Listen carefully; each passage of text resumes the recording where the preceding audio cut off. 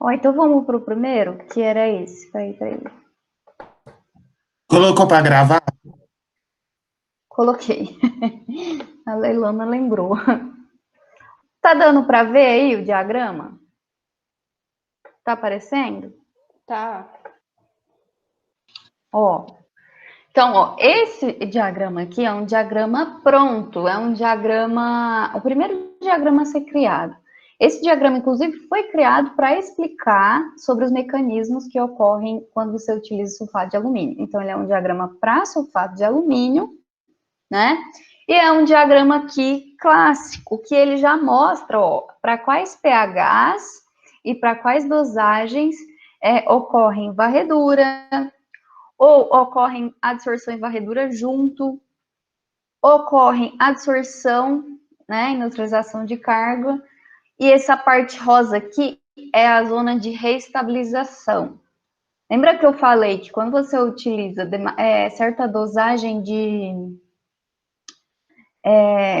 sulfato de alumínio, que é uma dosagem baixa, que é suficiente para neutralizar as cargas, se você começar a subir demais a dosagem, pode acontecer a restabilização, que é o colóide voltar a ter carga, ele passa a ter uma carga positiva, que era a carga do coagulante, e aí, como ele volta a ter carga, ele volta a ter repulsão, né? Então aí a turbidez começa a cagar de... A turbidez volta a aumentar porque não forma flocos, porque o colóide agora tem uma nova repulsão. Então é justamente essa zona rosa, né? Então, nessas dosagens aqui da zona rosa, que é, né, que isso aqui tá em escala logarítmica, é meio complicado de achar as dosagens certinho, mas, ó, entre aqui, sei lá, um 2 por aí, né, menos de 2, 1,5, até quase aqui os mesmos valores da varredura. Se você utiliza pHs aqui da faixa rosa, ó, a faixa rosa está entre 4,5 e 6. Você não vai ter remoção nenhuma, né? Mas aí, se você trabalha com pH mais alto, a varredura é esse cinza, ó, as faixas do pH do varredura é de 6 a quase 10, e dosagens entre, acho que isso aqui deve ser sei lá, 15, não é menos, uns 10, ou até uns 8, até quase 300 ali, né? Uns 200 de dosagem de coagulante, você tem varredura.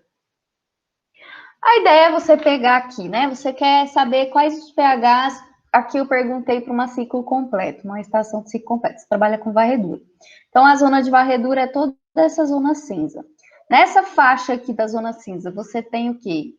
pH entre 6 e 9,5 por aí, e dosagens entre aqui um 10, né, e quase 300.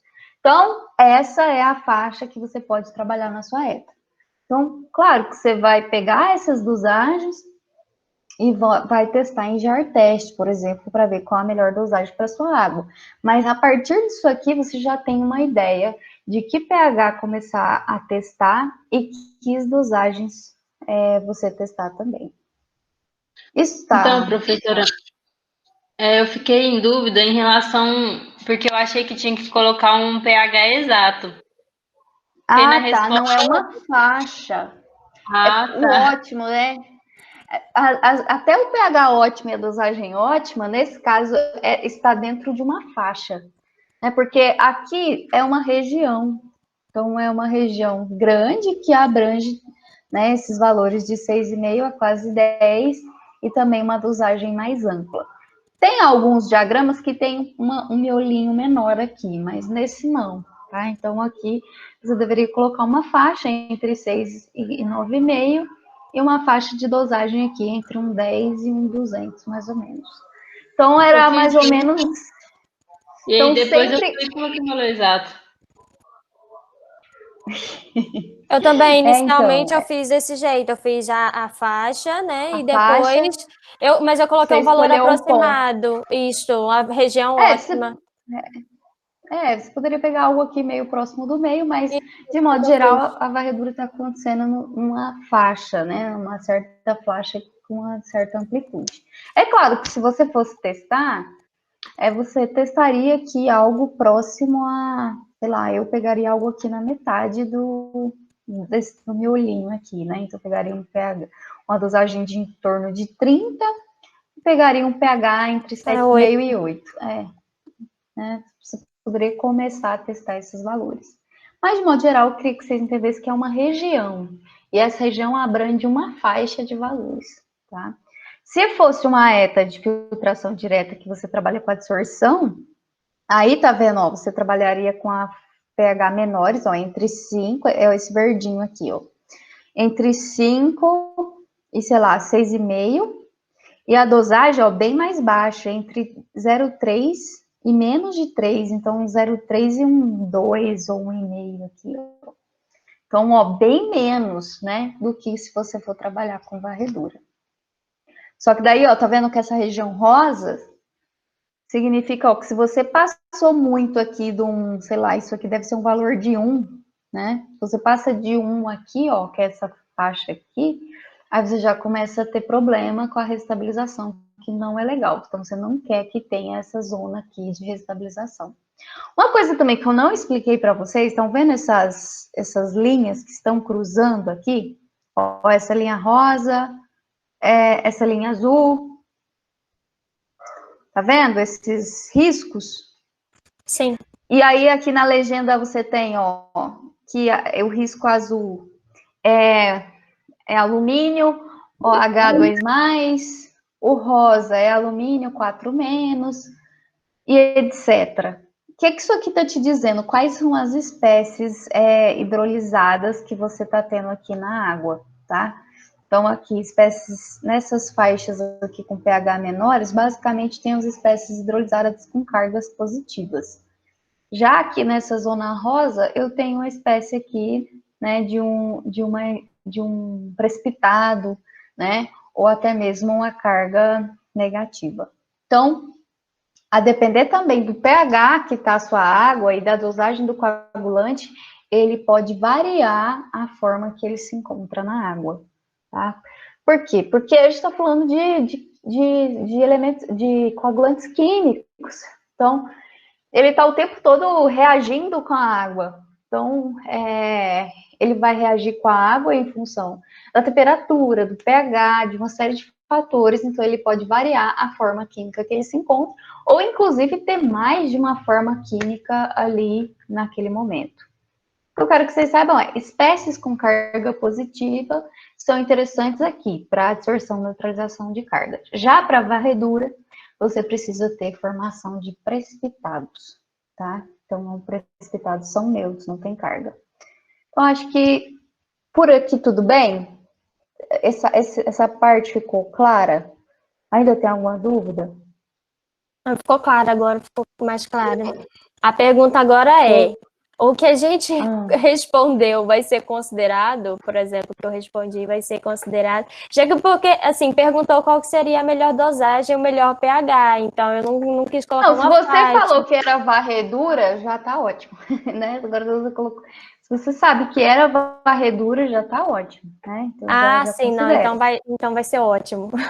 Que eu coloquei. Pelo menos Agora, se isso. você colocar numa zona que não tem nada a ver com varredura, dá, né? Você realmente não entendeu qual que era a proposta. Tá aparecendo esse novo diagrama aqui? Tá. Apareceu? Sim. Então, esse daqui é o diagrama da babosa. Então, a babosa, ela é um polímero natural, orgânico. Então, só pode atuar por formação de pontes e por adsorção e neutralização de cargas. Embora eu não possa dizer qual que aconteceu aqui, a gente tem aqui as regiões com remoção de turbidez, né? Então, aqui mais para a borda, a gente tinha variando de 25%, 30%, etc. E aqui, ó, a gente tem duas zonas mais restritas que a gente teve aí uma remoção aqui tudo que está dentro desse, né? Deixa eu pintar aqui. Não sei se vai dar certo. Ó, tudo que tá, não. O menos aqui, né? Vou botar outra cor, outro tratamento. Isso aqui. Vou botar outra cor também. um cinzinho. Ó. Então, tudo que está dentro aqui dessa regiãozinha aqui, ó, teve remoção de 50%, certo? E pelo que a gente está vendo, é o que teve uma remoção melhor, né? Esse daqui, ó, esse 50% é só uma coisinha de nada aqui, tá vendo? O resto é 45, que é menor que 50, então, de fato, a melhor zona, melhor região foi aqui, essa que eu pintei, tá? Então, quais eram as dosagens? Tá vendo? Isso também tá em escala logarítmica, então, ó, tá variando de 1090, né, até, sei lá, isso aqui deve dar uns 7.000, né, 6.000 e pouco. Então, essa zona, essa faixa de dosagem, né, e de pH, isso aqui tá bem num pH, sei lá, um 7.2, né, 7.2,5. Então, uma faixa de pH muito pequena, tá vendo? Ó, que de 7 a 7,5 você já teve uma variação de rejeição alta, né? Então, para você ver que quando você trabalha com polímeros naturais, você também não tem uma faixa muito ampla, porque pode ser que eles sejam muito restritos e apenas em umas condições muito específicas eles funcionem. Por isso que, né, esse estudo não necessariamente vai provar que a babosa é ótima, vai mostrar que ela não tem uma remoção tão maravilhosa assim, mas que pode funcionar. 50% para uma ETA é algo interessante? Não, né? Se ela for ser trabalhada sozinha, não funcionaria. O que poderia ser feito é utilizar ela como auxiliar. Então, você usaria sulfato e usariam ela também. Polímeros que são realmente usados na prática, é muito utilizado o polímero de fécula de mandioca e alguns outros polímeros comerciais, que a gente não sabe exatamente do que eles são feitos, porque eles têm nomes genéricos, tipo PAC, né? Mas que eu imagino que seja aí de fécula de mandioca ou de amido, que são polímeros que são mais baratos e que tem comercialmente disponível, tá? Então, conseguiram identificar, então, essa zona, essa melhor área aqui, região de eficiência? Tá claro para vocês? Agora tá, mas eu não respondi essa daí, não. Para mim seria essa zona aqui, ó, de 25, com a dosagem 148, porque eu achei que restou só isso aqui. 25%. E não, é tinha porque a remoção de 70%. esse gráfico não é de turbidez remanescente, é de eficiência de remoção. Então, aqui está em percentual, tipo, removeu 25%, removeu 50%. Não é do que restou, mas do que retirou. Percentual total do que foi eficiência, tá? Então, aqui no caso, é o contrário daquele outro que eu mostrei na aula. Tipo, quanto maior o número, mais se removeu. Porque quando se fala de turbidez remanescente, o percentual que está aqui é o que restou, certo? Quando você fala eficiência de remoção, é o quanto se removeu, o percentual que você removeu. Então, nesse caso aqui, o percentual maior foi de 50%. Você removeu metade dos sólidos suspensos que tinha aí nessa água, tá? Agora ficou claro? Eu acho que eu coloquei aí que tentei explicar, né, mas talvez não ficou muito claro.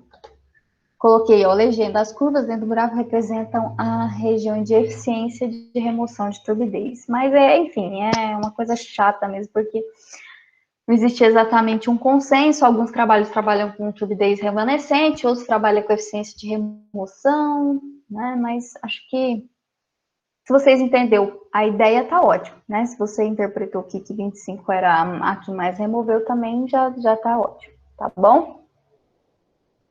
Alguma dúvida, gente, que vocês queiram falar? Que não está claro? Ou a gente pode passar para a próxima? Pode passar. Passar? Todo mundo concorda? Pode passar. E quanto aos cálculos da calha, alguém quer tirar alguma dúvida? São cálculos mais extensos, né? Então, assim, Acho que a maior dificuldade, porque são fórmulas prontas. Se você conseguir identificar o que cada letra da fórmula representa, você consegue achar.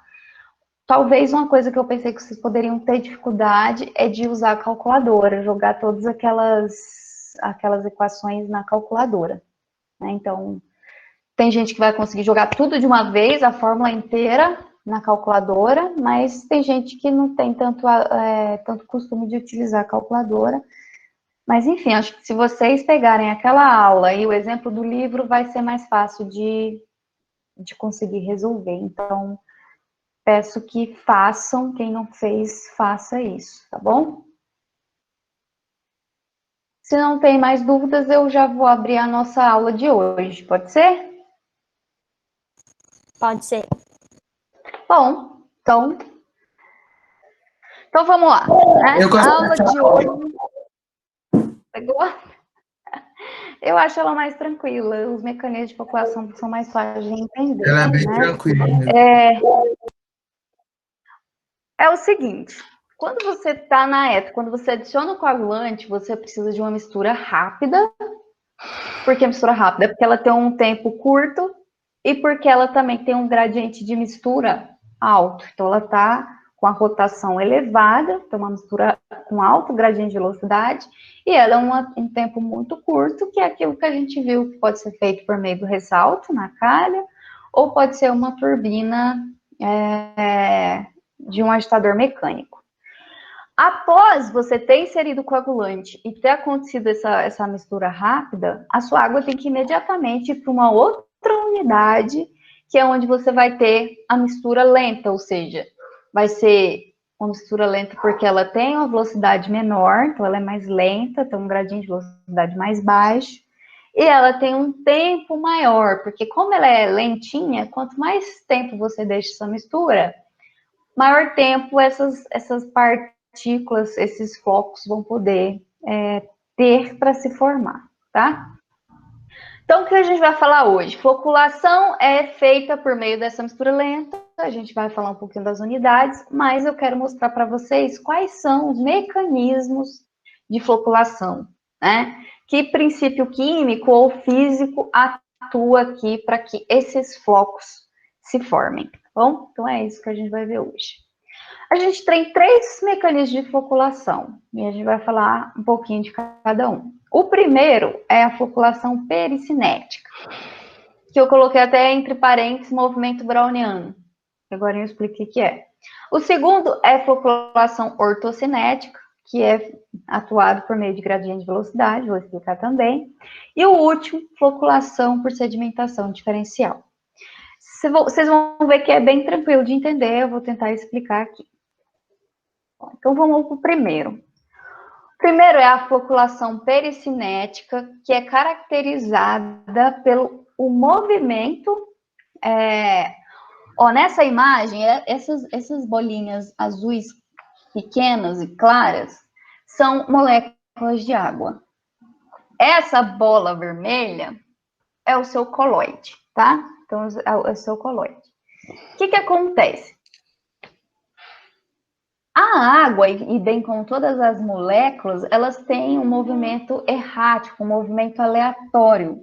Então, as moléculas têm um movimento natural, né? Que é da energia cinética da molécula. Então, a água aqui, tá vendo essas setinhas? A água tá desenvolvendo um certo movimento, tá?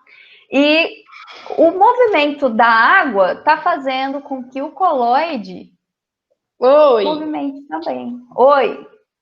Tá me ouvindo? Tô. Tá. Vou falar pro Lucas e aí. Obrigada, tchau. Lucas, vai lá na porta. Regina.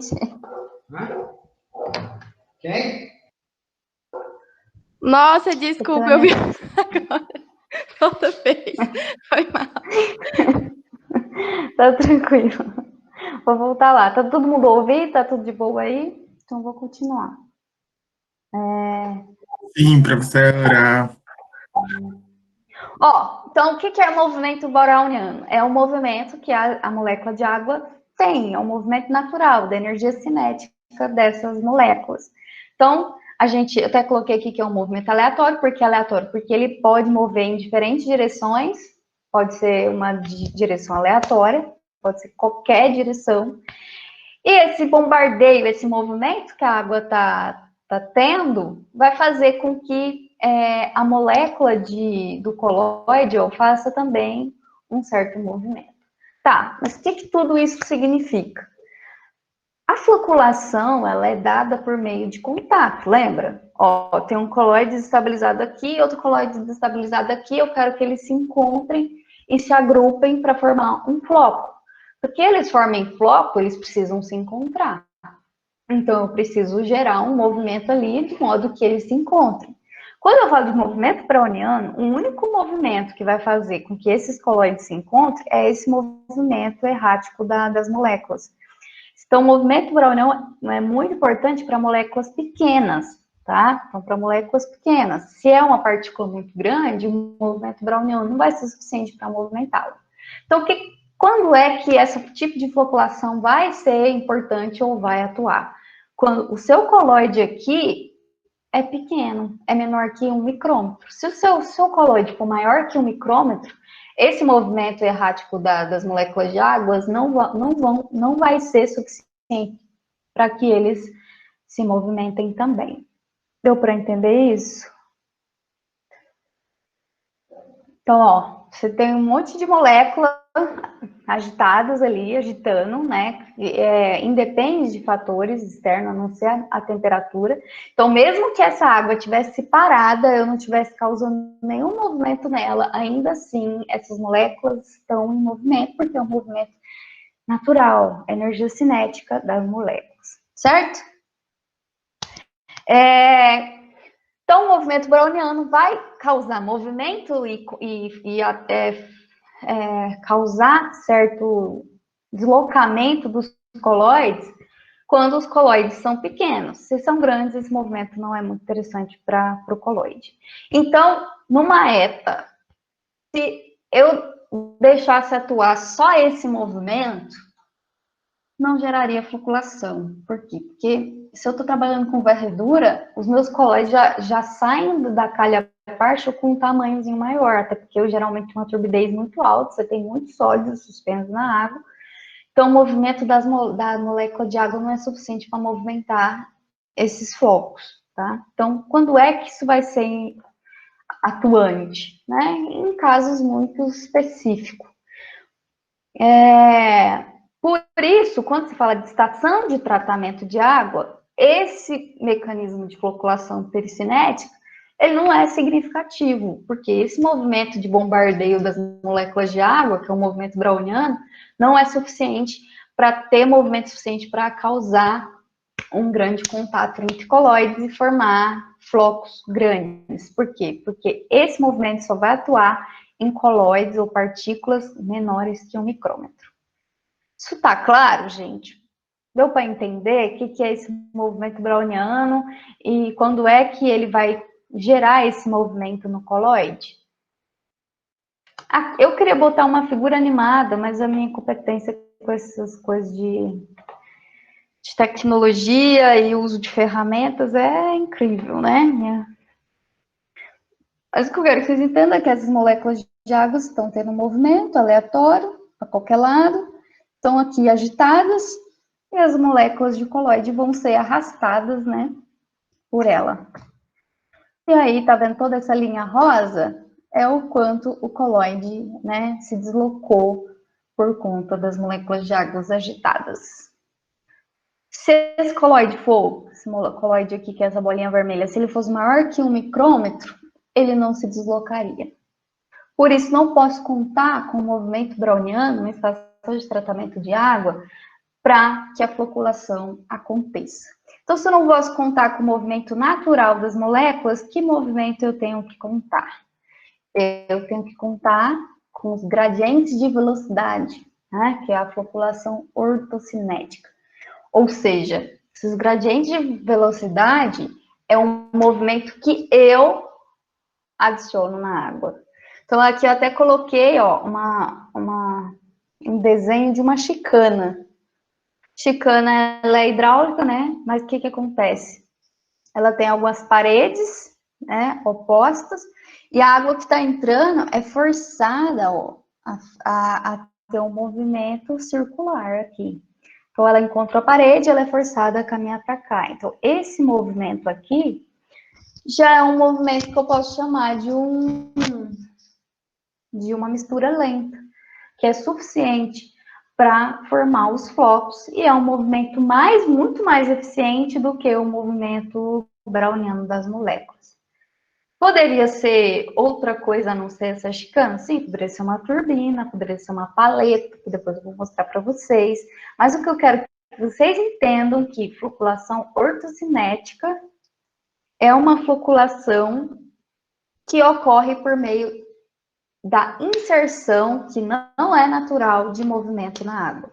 Ou eu coloco uma turbina para movimentar a água, né, com certo gradiente de velocidade, ou eu coloco uma chicana aqui que vai fazer com que a água force um determinado movimento, uma determinada mistura. Por que que eu faço isso? Porque a floculação é isso, eu quero aumentar, eu quero adicionar uma certa mistura, induzir um certo gradiente de velocidade na água, de modo que as partículas que estão ali aumentem as chances de colisão, aumentem as chances de contato entre si. Para isso, eu preciso de adicionar movimento na água. Esse movimento aqui é entendido por meio de um gradiente de velocidade. Então, aqui sim eu tenho uma introdução de energia externa. Eu estou adicionando uma energia ou por meio de um sistema hidráulico ou por meio de um sistema elétrico, em que eu estou inserindo um gradiente de velocidade na água, né? Na aula passada que a gente fez calha partial, a gente calculou o gradiente de velocidade para calha partial. A calha partial tem um gradiente de velocidade alto, era de 700 a 1000. Aqui, na floculação, o gradiente de velocidade vai ser muito menor, né? Em torno de 100, 150, 200 segundos a menos 1. Então, é uma velocidade bem menor. Por quê? Porque se eu coloco uma velocidade muito alta, um gradiente de velocidade muito alto, coloco uma mistura com uma alta rotação, com uma alta velocidade na água, os flocos que estão começando a formar vão se romper, não é? Imagina aqui, eu coloquei até a imagem de um jar teste com flocos. Então, você tem uns floquinhos grandes, ó, bonitos, que já estão começando a sedimentar. Aí eu venho, pego essa turbina aqui, coloco um gradiente de velocidade bem alto, coloco ela para agitar muito a água. Se eu começo a agitar muito essa água aqui, esses flocos vão se romper, vão quebrar, né? Então, as forças de cisalhamento, né, de quebra, de rompimento, vão acabar diminuindo, vão acabar quebrando esses flocos. Então, o que que acontece? Quando eu falo de floculação, o gradiente de velocidade não pode ser muito alto, porque se o gradiente for alto, o tamanho do floco vai acabar diminuindo, porque eles vão se romper, vão quebrar. Então, qual que é a lógica aqui? Do que eu faço? Eu coloco um gradiente de velocidade menor, abaixo o gradiente de velocidade, mas, em compensação, eu aumento o tempo da mistura. Então, reduzo a velocidade, vai ficar ali tendo um movimento bem lento, uma mistura lenta, mas deixo um tempo grande, justamente para aumentar a chance de contatos desses colóides estabilizados, para que eles formem uns flocos bem bonitinhos, né, iguais esses que a gente está vendo aqui na foto. Tá dando para entender, dando para diferenciar? Então, ó, floculação pericinética é um movimento natural, que é o movimento errático das moléculas, que a gente chama de movimento browniano. É esse o único movimento que está tendo ali. Quando eu falo de floculação ortocinética, eu estou inserindo um gradiente de velocidade, estou inserindo um movimento na água por meio de uma turbina ou por meio de um sistema hidráulico como chicanas, né? E aí a gente tem um terceiro tipo de floculação, que é a floculação por sedimentação diferencial. Aqui, o que é a ideia desse mecanismo? A ideia é o seguinte, você tem aqui flocos, né? Aqui a gente tem, ó, flocos. Esses flocos já estão com determinado tamanho, às vezes não estão com tamanho iguais. Então, imagine que você tem um floco aqui. em cima e um floco embaixo. O floco de cima, ele tá grande, tá pesado, ele tá com um tamanho maior e uma densidade maior. Então, o que vai acontecer? Ele vai começar a cair com uma velocidade mais alta. Aí, vamos supor que esse floco que estava embaixo dele tá com uma velocidade menor. Então, olha, ó, tá dando para ver minhas mãos? Então, se esse está com a velocidade maior, ele vai cair com mais velocidade e vai encontrar o floco mais lento que estava embaixo. Quando ele colide com esse floco de baixo por conta dessa sedimentação, eu tenho ali um aumento do floco. Ou seja, aqui o floco está se formando por meio da colisão resultante da própria sedimentação. Então, tem uma partícula sedimentando, ela encontra outra no meio do caminho, se colidem e acabam aumentando o tamanho do floco. Foi claro? Deu para entender? Ó, então aqui nesse ponto, ó, você tinha você tinha esse floco que está com a velocidade A1 e você tinha um floco com a velocidade A2. A velocidade A1 era maior, então ela começou a descer e acabou encontrando a partícula de velocidade A2. Quando as duas encontram, elas se juntam e, né, formam aí um floco maior. Mais ou menos igual aqui nessa imagem. Ó. Você tinha uma partícula maior, com velocidade maior, que acabou colidindo com a partícula de velocidade menor, e as duas ficaram agregadas e caíram juntas, né? Então aqui, ó, uma partícula encontra outra, que encontra outra, no fim das contas, no meio dessa sedimentação, o floco foi ganhando tamanho, ganhando densidade. Então, floculação que ocorre por sedimentação diferencial é porque partículas estão sedimentando com velocidades diferentes e acabam se encontrando no meio do caminho e causando o aumento do floco, causando a floculação.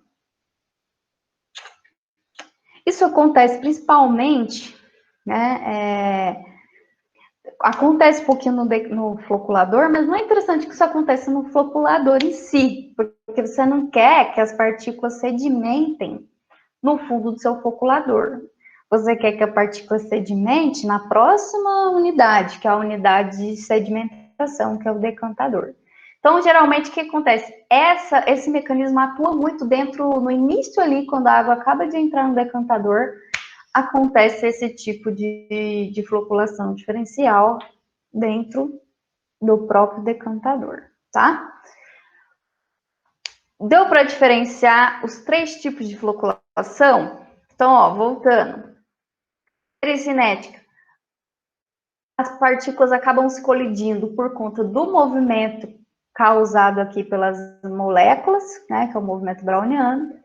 No movimento pericinético, as partículas se colidem por conta do movimento que eu adiciono na água, né, adiciono um gradiente de velocidade na água, então é externo, movimento externo. E o terceiro, as partículas vão acabar se floculando, vão acabar se agregando por conta da sua velocidade diferente, que acabam sedimentando aqui e se encontrando. Né? De modo geral, de uma forma mais clara que eu pude falar, é isso. Deu para entender? Alguma dúvida entre esses 3 tipos de floculação? Não? Vamos lá, gente. Tem alguém aí me assistindo? Não. Hã? Não. Não tá assistindo? Ou não tem dúvida? Não tem dúvida, por enquanto. Então, tá. Isso vale para todo mundo, pessoal do saneamento?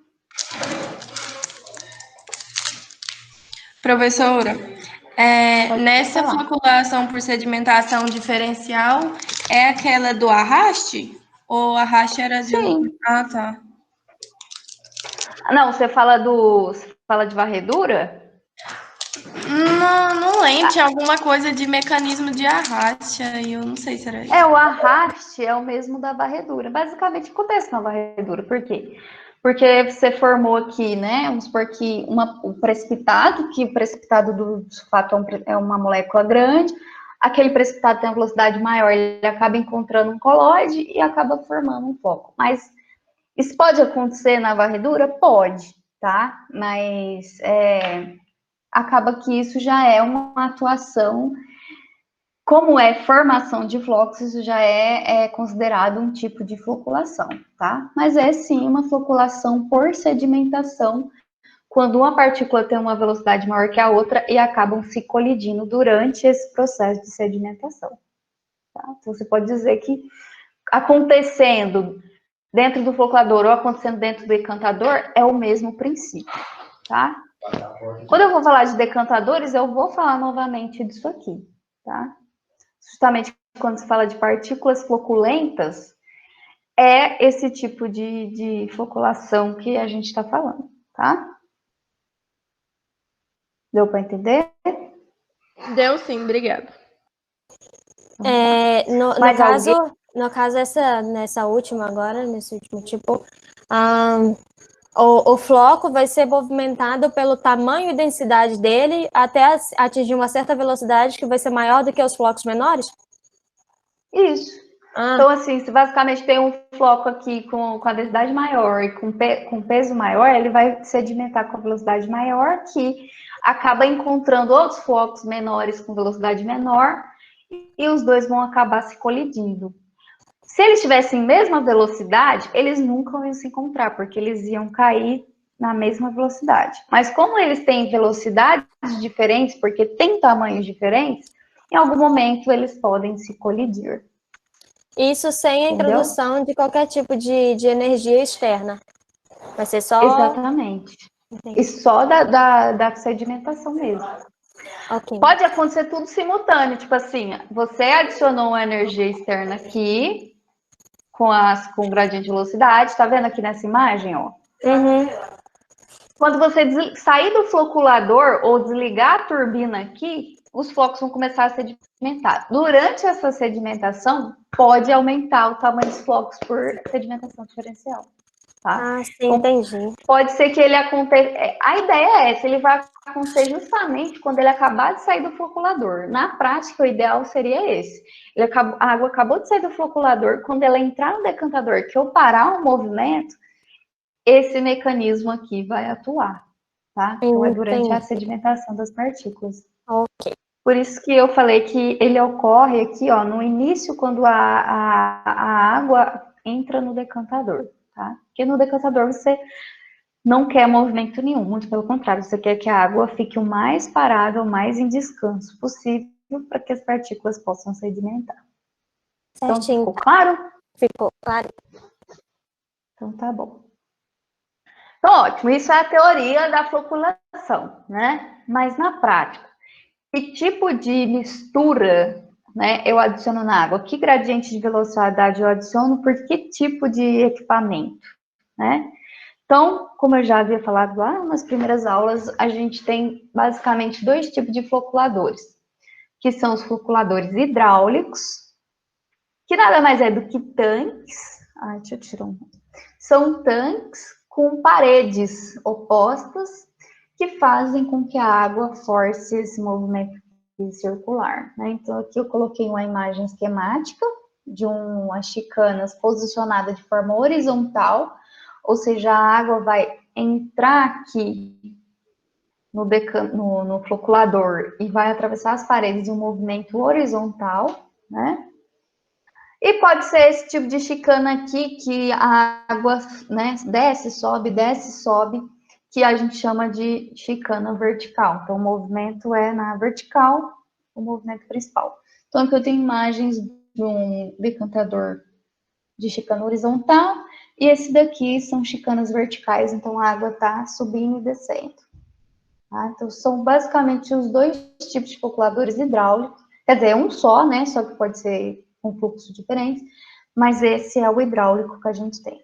Vantagens dele é porque, né, basicamente você não tem gastos com energia elétrica, né? Você deixa a própria energia do movimento hidráulico ali acontecer, o próprio movimento da água. Porém, você pode ter também o uso de floculadores mecânicos, que tenha o uso de energia elétrica. E aí você tem outros modelos que agora eu mostro para vocês. Lembrando aqui da norma NBR 12216, que é a NBR que a gente está, né, utilizando para o dimensionamento, porque ela é sobre projeto de estação de tratamento de água. O que ela fala? Ela fala que o tempo que a água tem que ficar dentro desse floculador, que é o tempo de detenção, né, o tempo de mistura dentro do floculador, ele deve ser determinado usando o jar teste. Se você vai fazer ensaio de jar teste, variar o tempo da floculação, uma hora eu ponho 10 minutos, 20 minutos, 30 minutos, vejo qual que tem a melhor eficiência, e aí, com base nesses ensaios, eu vou projetar a minha estação de tratamento real. Então, é isso que a norma está dizendo. Se você não conseguir fazer os ensaios de jar test, ela indica que você utilize tempos entre 20 a 30 minutos para floculadores hidráulicos. Então, em teoria, a água ia ficar 20 ou 30 minutos dentro, né, de um floculador fazendo esse movimento. Ou se for um decantador mecanizado, ela pede um tempo um pouquinho maior, entre 30 a 40 minutos, tá? E quanto ao gradiente de velocidade, né, que é a velocidade que você está inserindo na água, ele deve variar entre 70 na primeira chicana, né, e lá para as últimas chicanas, ele pode ser um pouquinho maior, em torno de 10, tá? Então, entre 70 e 10. Só para lembrar que quando a gente estava falando de mistura rápida, esses gradientes eram de 700 a 1100, né? Para vocês verem o tanto que diminuiu, o tanto que essa mistura é bem mais lenta quando comparado àquela mistura da calha parcha, tá? Então, aqui o gradiente de velocidade é bem menor.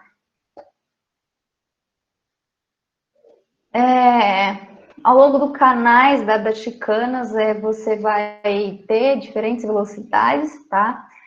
Como que eu determino essas velocidades? Geralmente é em função da distância que eu coloco uma chicana da outra, entre a largura do canal, uma série de fatores que eu mexo ali nas dimensões da unidade, tá? Chicanas, que são as paredezinhas, né? Elas devem ter uma distância mínima de 60 centímetros de uma para outra. Se for uma distância menor de 60 centímetros, essas chicanas têm que ser removíveis. Você tem que tirar, senão você não vai conseguir lavar o canal, porque vai ficar muito estreito e você não vai ter uma facilidade de limpeza. Então, até 60 centímetros você pode pôr chicanas fixas, você pode construir elas ali de alvenaria, de modo que elas não são removidas. Se for maior que isso, você tem que construir chicanas que são possíveis de retirar, tá? Em tanques de floculação, você ainda pode colocar uma certa descarga de fundo, que é caso comece a acontecer sedimentação dentro do floculador. Começou a sedimentar flocos ali, é interessante que você coloque uma certa inclinação e uma certa descarga para depois que você tirar, remover durante a limpeza os flocos que estão ali. Lembrando que não é ideal, não é adequado que ocorra sedimentação dentro do floculador. A sedimentação tem que acontecer dentro dos decantadores. Então, aqui uma imagem de planta, né, uma vista aérea, de um tanque, né, de chicanas horizontais, tá? Na verdade, é vertical, né? Então, ó, a água está entrando aqui, água coagulada. Entrou, ela tem que percorrer toda essa distância aqui para depois fazer esse contorno, percorrer mais uma distância e ficar entre esse vai e vem, até sair do canal quando eu atingir aí meus 20, 30 minutos, certo? Essa é a horizontal ou é a horizontal, né? Eu acho que ela é vertical, tá vendo? Porque a água tá entrando por cima. Ah, não, mas ele tá em esquema de planta. É, né? Verdade. Vai Se ser a fosse horizontal. planta, você veria água assim. Então ela é Isso. horizontal mesmo. Era horizontal. Aqui eu só coloquei para mostrar umas certas dimensões, tá? Esse H aqui é a largura, né? Ou a profundidade da sua do seu canal. O canal é tudo isso aqui, ó. Todo esse quadrado cheio de chicanas é o canal. Então, ele tem uma certa largura, um certo comprimento e uma profundidade, tá?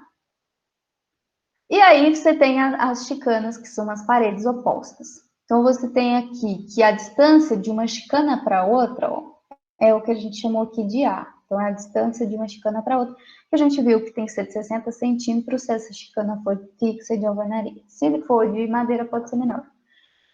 Esse B é a distância da chicana até a parede, ou seja, é a distância aqui que a água vai fazer a voltinha dela. A voltinha dela é a velocidade que a gente chamou aqui de V1, então é a velocidade, não, desculpa, a velocidade da volta é o VE2, é a velocidade que a água está em contra quando ela faz essa volta. Quando ela está no caminho reto aqui, é o que a gente chamou aqui de V1, que é a velocidade que ela percorre essa parte comprida aqui. Então, basicamente com base nisso, a gente faz todos os cálculos, tá? Aqui um corte, né? Então, de fato, gente, como isso aqui é o corte, essa chicana aqui, ela é uma chicana vertical, tá vendo? Isso aqui é uma imagem como se tivesse pegado, cortado chicana e jogado aqui, tá? Então, é uma vista longitudinal, tá?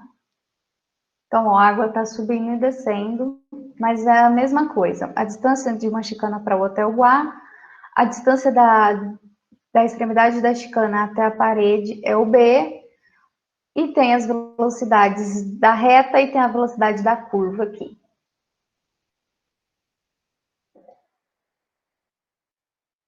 E aí a gente tem um exemplo de Bernardo, tá? Que é justamente para você calcular qual vai ser o... Não, na verdade, você não calcula o gradiente, você adota um gradiente, adota um tempo, e com base nesse tempo de mistura, nesse gradiente de velocidade, você vai calcular as dimensões, tá? Então, você calcula qual vai ser o volume total de água no... Peraí, tem alguém entrando? Então, ó, você calcula o espaçamento entre as chicanas, que é a distância de uma chicana na outra, você calcula a distância onde a água passa, que é da extremidade da chicana até a parede, calcula as velocidades, tá? Calcula qual vai ser o comprimento da chicana, qual vai ser o número de chicanas que você vai pôr dentro do canal, qual vai ser o comprimento total do canal, qual vai ser o tempo de detenção, né? Qual vai ser a extensão que a água percorre ao total. Aí você ainda calcula a perda de carga, você calcula as perdas de cargas por atrito, que é a perda de carga, né, da água passando ali nas paredes, a perda de carga nas voltinhas e depois a perda de carga total. E com isso, depois, você calcula aqui o gradiente de velocidade, mas você também pode adotá-lo. Esse cálculo é um dos cálculos bem chatinhos, ele é um pouquinho mais complexo do que o da calha-parte, porque você tem que calcular para cada chicaninha, cada pedacinho ali. Ou, na verdade, você pode ter mais de um canal. Tipo, não é só um canal com várias chicanas, são vários canais sucessivos. Enfim, isso acaba que você tem um pouquinho mais de cálculos.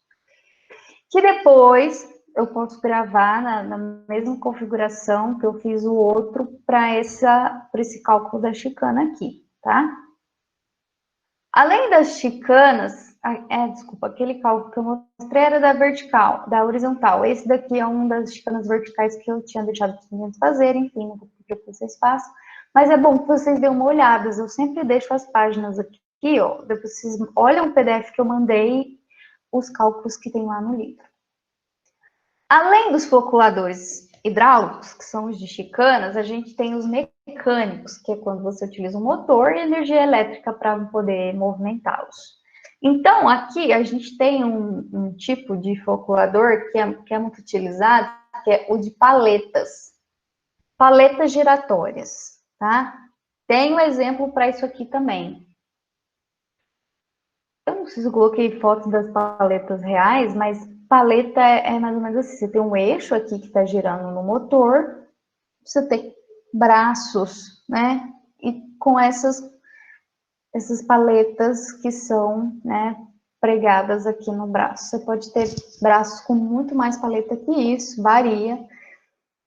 Mas a partir dessas equações que estão aqui, você consegue calcular qual vai ser o tamanho da paleta, a dimensão, e também qual vai ser o tamanho do canal, tá? São os cálculos meio chatinhos também. Então, aqui, basicamente, o que eu tenho nessas aulas do restante aqui são os passo a passo dos cálculos que seriam necessários tanto para calcular chicanas quanto paletas. E depois eu faço uma aula à parte só de cálculos. Para encerrar aqui, que já está acabando a aula, como a gente não está exatamente fazendo os cálculos juntos, eu queria falar sobre os auxiliares de floculação. O que são os auxiliares de floculação? São polímeros, né? Que são polímeros naturais, coagulantes naturais. Como eu falei para vocês, na prática são utilizados fécula de mandioca, entre outros. Então, esses polímeros orgânicos têm uma cadeia longa e eles atuam para aquela formação de pontes, lembra? Que ele é uma cadeia grande que encosta no coloide e vai torcendo, enrolando e acaba formando um floco mais volumoso, mais denso. Por isso, as pessoas acabam utilizando eles. Onde que eles estão inseridos? Não é exatamente junto com a coagulante, às vezes é na entrada dos floculadores que eles são adicionados. Ou pode ser também junto com o coagulante, isso vai variar na ETA, tá? Mas qual que é a finalidade do uso dele? A finalidade do uso dele é justamente formar flocos maiores, tá? Então, você aumenta o tamanho dos flocos, aumentar a densidade e a resistência do floco, de modo que o floco se torne mais difícil de romper, de quebrar. Então, ele aumenta a resistência do floco. Como ele aumenta o tamanho, ele também aumenta a velocidade de sedimentação, tá? E também acaba que você reduz a quantidade, a dosagem de coagulante primário que você utiliza. Então, em teoria, quando você utiliza os polímeros orgânicos para aumentar os flocos, você reduz, por exemplo, o tanto de sulfato de alumínio que você utiliza. Então, do ponto de vista, né, de saúde, é melhor, porque quanto menos químicos você utiliza, melhor, porque aqui a gente está falando de coagulante natural, que é degradável, que não causa mal à saúde. Eles podem ser catiônicos ou aniônicos, ou não iônicos, ou seja, catiônicos acho que é quando tem carga positiva, é isso mesmo?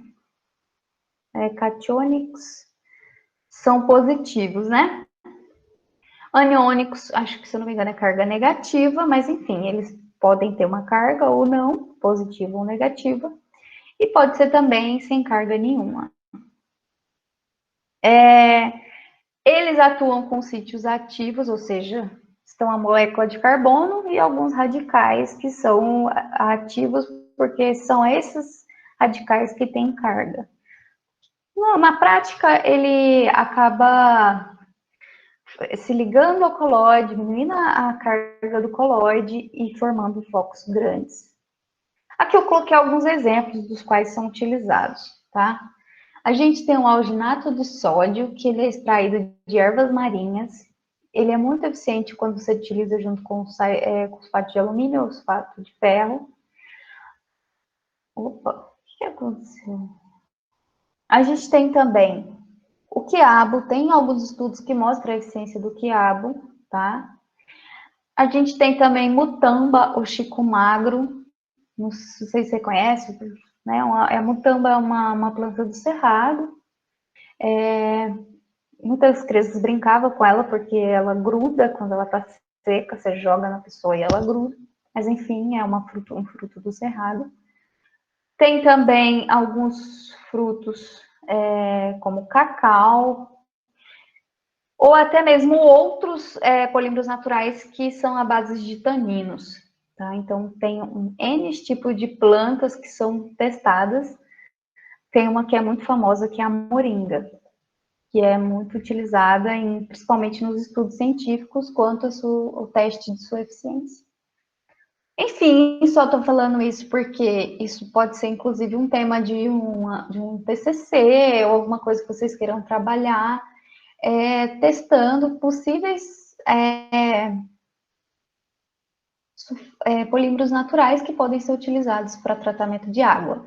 Inclusive, tem vídeos, inclusive, na internet, talvez depois eu possa caçar para mandar para vocês, que, tipo, no Nordeste, onde você tem ali alguns barreiros, alguns reservatórios de água de chuva que tem uma quantidade de barro muito grande, uma turbidez muito alta, algumas pessoas da região utilizam o mandacaru, que é um cacto, cortam um pedaço de mandacaru, misturam ali na água do barreiro, e aí ocorre coagulação, floculação e sedimenta, a água fica clarificada. Eles acabam utilizando essa água para beber, para cozinhar e fazer outros usos, já que é uma área que se tem grande escassez de água. Então, é um negócio bem legal e bem interessante. Seria muito interessante estudos que utilizassem disso, principalmente para essas zonas afastadas, né? Zonas rurais ou áreas onde as pessoas não possam ter muito acesso ao tratamento para abastecimento público, como nas cidades, né? Então, acho que era isso que eu queria falar para vocês. Quanto aos cálculos, eu posso fazer o de paletas e o de chicanas e mandar para vocês, e daí vocês fazem da mesma forma. Talvez eu deixe lá uma tarefa, mas a ideia é que vocês acompanhem, tá? Ou talvez eu escolhi tipo, eu faça só das chicanas e fique por isso mesmo. Não sei. O que vocês têm a me dizer, gente? Não? Tem alguém aí? O meu cabelo fica um horror, né? Tem. Pode falar, Betânia. Qual que é a pergunta?